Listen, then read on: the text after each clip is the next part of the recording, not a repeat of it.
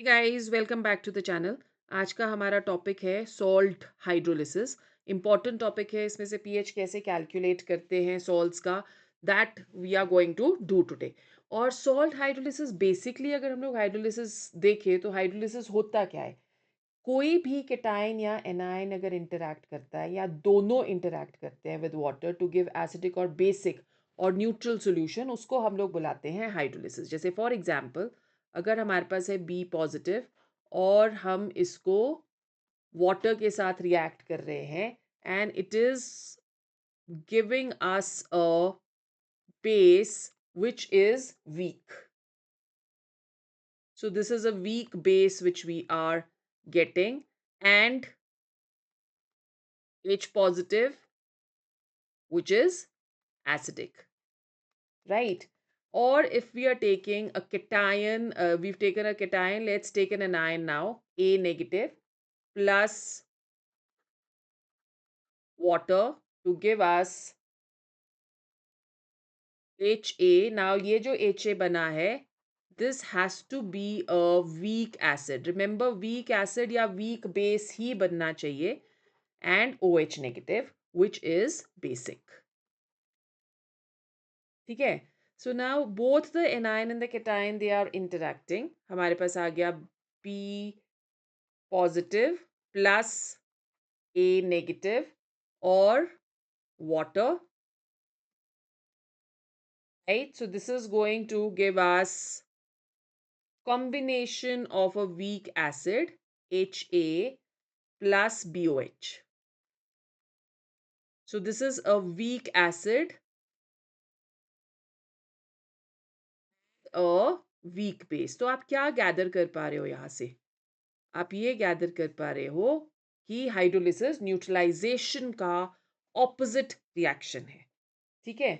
सो hydrolysis पर होता कब है? हाइड्रोलिसिस तभी होगा अगर केमिकल रिएक्शन एक वीक एसिड और एक वीक बेस प्रोड्यूस करे। अगर वो स्ट्रॉन्ग एसिड और स्ट्रॉन्ग बेस प्रोड्यूस करता है तो हाइड्रोलिसिस नहीं हो सकता, राइट? जैसे फॉर एग्जाम्पल, अगर हम लोग ले रहे हैं hydrolysis of a salt of strong acid and a strong base, तो हम लोगों ने ले लिया NaCl। कॉम्बिनेशन ये किसका बना है? कॉम्बिनेशन ये बना है of two salts, sorry, two substances, NaOH which is a strong base and HCl which is a strong acid। ठीक है। तो डेफिनेटली जब इसकी हाइड्रोलिसिस होएगी तो ये डिसोसिएट करेगा into NaOH plus HCl. Strong acid and a strong base, hydrolysis is not going to occur. ठीक है। सो जब भी हम लोग हाइड्रोलिसिस इसका करेंगे तो यहाँ पे no hydrolysis is going to take place. So जो सॉल्यूशन बनती है, solution is going to be neutral. और अगर न्यूट्रल सॉल्यूशन है तो guys pH is going to be 7. The combination of a strong acid and a strong base is not going to undergo any hydrolysis. Next हमारे पास आ जाता है hydrolysis of salt of strong base and a weak acid. So strong base and a weak acid, we can take over here a combination of CH3COOH and CH3COOH and NaOH.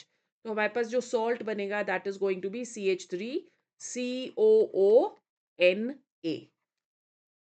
ठीक है। अब ये हमारे पास salt बन गया। तो अगर हम वाटर के साथ इसको रिएक्ट करते हैं तो dissociation will take place and we are going to get a weak acid CH3COOH plus NaOH which is a strong base. तो यहाँ पे हाइड्रोलिसिस जो है that is going to be possible. ठीक है। तो मतलब इसका ये हुआ कि एनाइन जो सॉल्ट का है that is hydrolysed. Free OH negative ions जो हैं वो बनेंगे और number of OH negative ions formed due to hydrolysis that is going to be equal to the charge on the anion. जितना ज्यादा चार्ज होगा उतने ही greater number of OH negative are going to be formed and pH is going to be greater than 7। तो यहाँ पे एक चीज आपने याद रखनी है कि in this case solution is alkaline।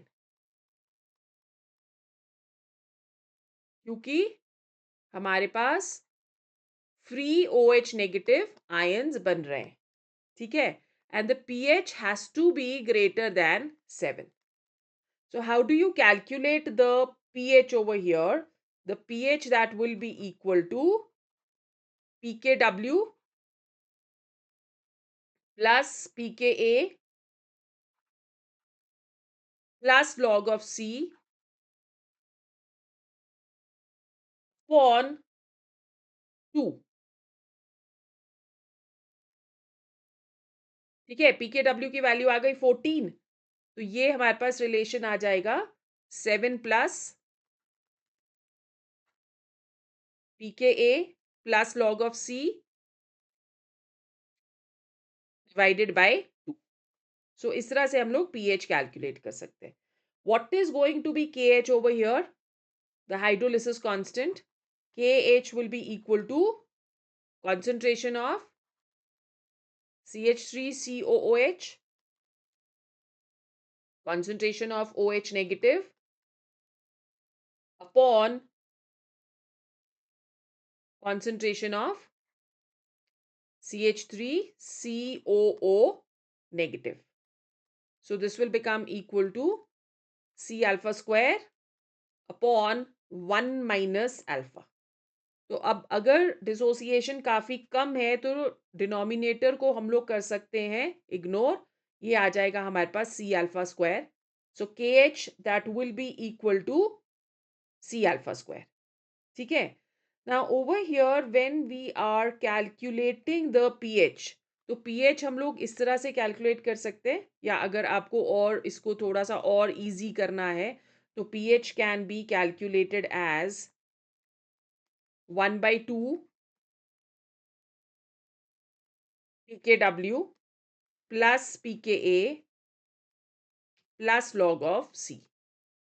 तो जनरली आपको यही क्वेश्चन आता है कि pH आपको कैलकुलेट करना है, तो आपको पता होना चाहिए कि pH क्या है. अब अल्फा भी हम यहाँ से कैलकुलेट करते हैं, तो alpha that is going to be degree of dissociation. So KH is equal to C alpha square. तो अल्फा की वैल्यू क्या आ जाएगी? The degree of dissociation will be equal to under root of KH upon C, right?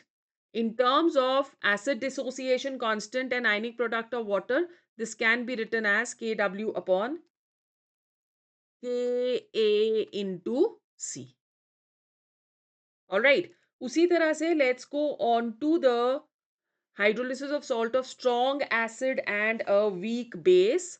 So we are taking over here NH4Cl. Weak base is NH4OH and strong acid is HCl. NH4Cl plus H2O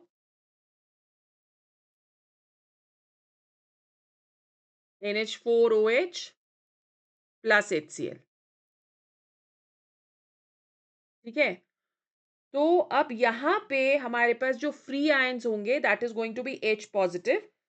अगर H positive है तो solution क्या होगी? In this case solution will be acidic, और जो pH होगा pH is going to be less than 7. ठीक है. सो pH हम कैसे कैलकुलेट कर सकते हैं? Very important. pH is equal to pKw plus pKb plus log of C divided by 2, which is equal to 7 minus pKb plus log of C upon 2. ठीक है. और KH की वैल्यू क्या आ जाएगी? That will be equal to Kw upon Kb. This is going to be the value of KH. And what is the hydrolysis constant? अगर आपको यहाँ पे KH हाइड्रोलिसिस कांस्टेंट आ गया तो अल्फा क्या आ जाएगा? Degree of dissociation. That will be equal to under root of KH upon C, which is equal to under root of KW upon KB into C. ठीक है. Then we go on to hydrolysis of salts of weak acid and weak base. So I'm taking an example over here of CH3COO NH4, which is a combination of a weak acid CH3COOH and NH4OH, the weak base. Cation or anion, both they are going to be part of salts, और दोनों hydrolyse होंगे, तो free ions यहाँ पे generally नहीं होते हैं. PH हमारे पास यहाँ क्या आ जाएगा? PH that will be equal to 7+ pKa minus pKb divided by 2. ठीक है. सो अब इधर रिमेंबर कि अगर आपके पास के की जो वैल्यू है, so we have conditions over here. अगर द फर्स्ट वन इज कि अगर value of K is greater than K B, then the pH is going to be less than 7 and solution is acidic. Number 2, if Ka is less than Kb, तो यहाँ पे pH will be greater than 7 and the solution is alkaline or basic. ठीक है. और third is कि अगर Ka is equal to Kb, then pH is equal to 7 and solution is neutral. ठीक है. अब KH जब फाइंड करना है हमने इसका, तो KH हमारा क्या होगा? Just let me take a slide over here. Okay. So KH की वैल्यू हमारी आ जाएगी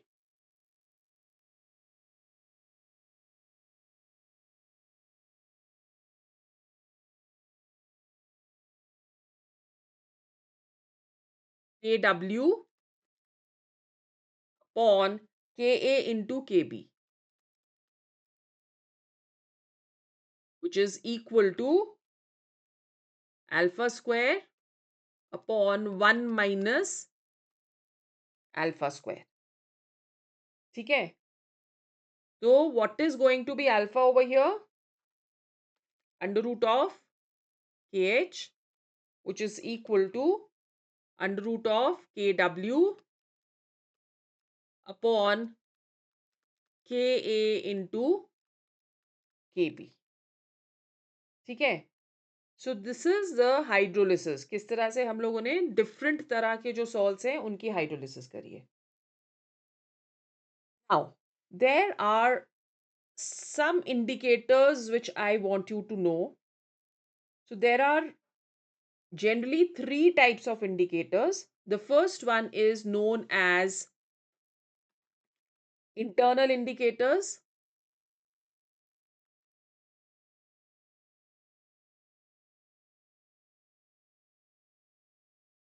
तो इंटरनल इंडिकेटर्स क्या होते हैं कि जिनको हम लोग ऐड कर सकते हैं to the reaction substances. So these can be like हम लोग बोल सकते हैं एसिड बेस इंडिकेटर्स, जैसे कि फिनोफ्थलीन हो गया,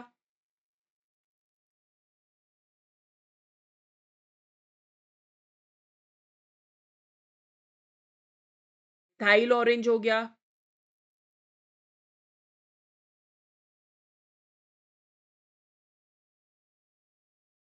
ठीक है.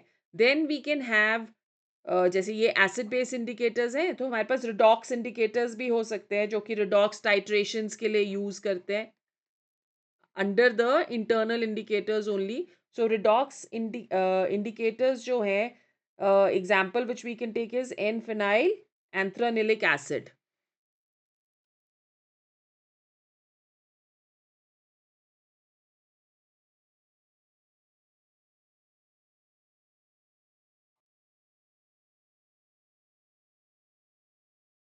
ठीक है?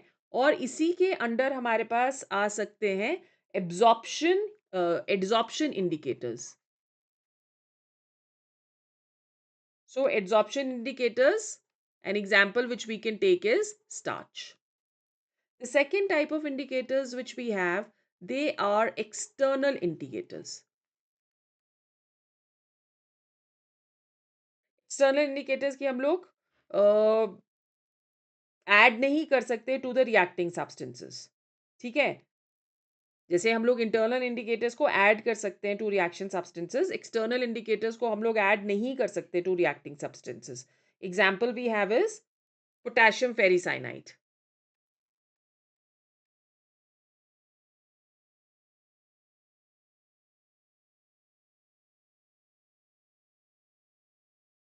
ठीक है?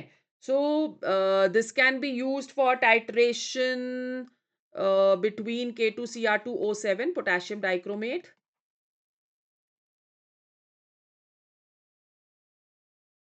and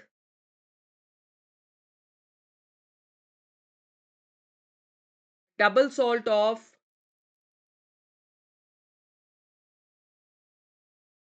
ferrous sulfate and ammonium sulfate.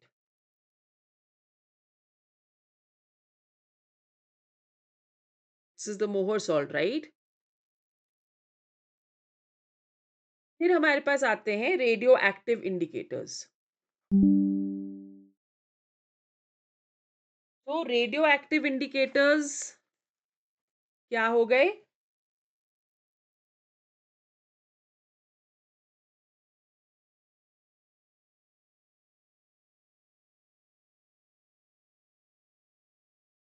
We can take oxygen 18 or D2 for studying the reaction mechanism. Now, what is going to be the choice of indicators?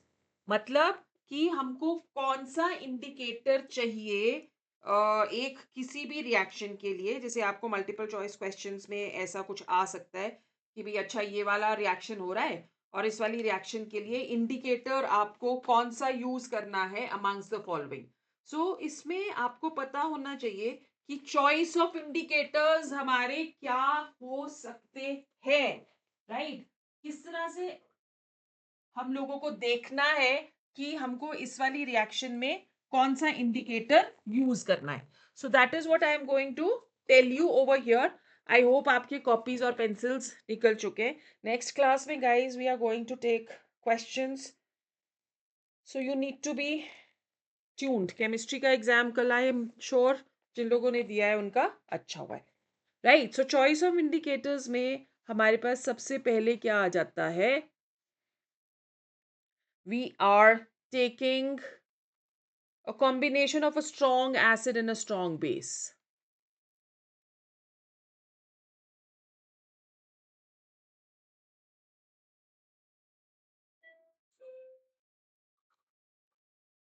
So इसके लिए we are going to use methyl orange,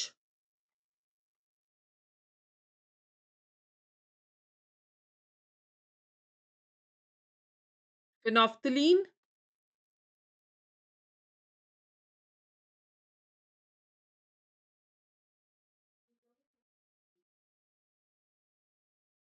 and litmus. ठीक है? फिर second हमारे पास आ गया for weak acid and strong base.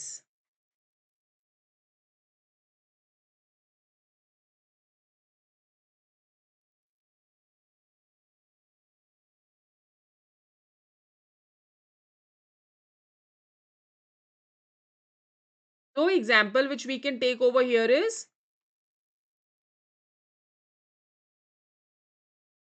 phenolphthalein.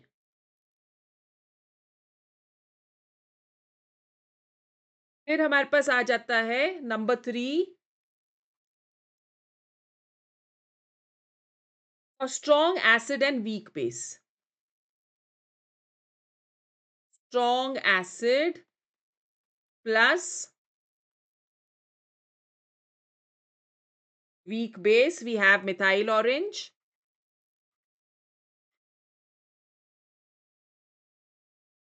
And for weak acid and weak base,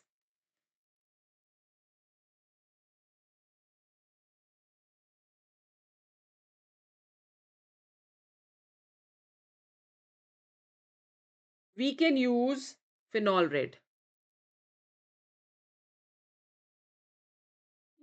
ठीक है, तो इनको आपने यूज करना है. So that is all for today's class, guys. I shall see you tomorrow.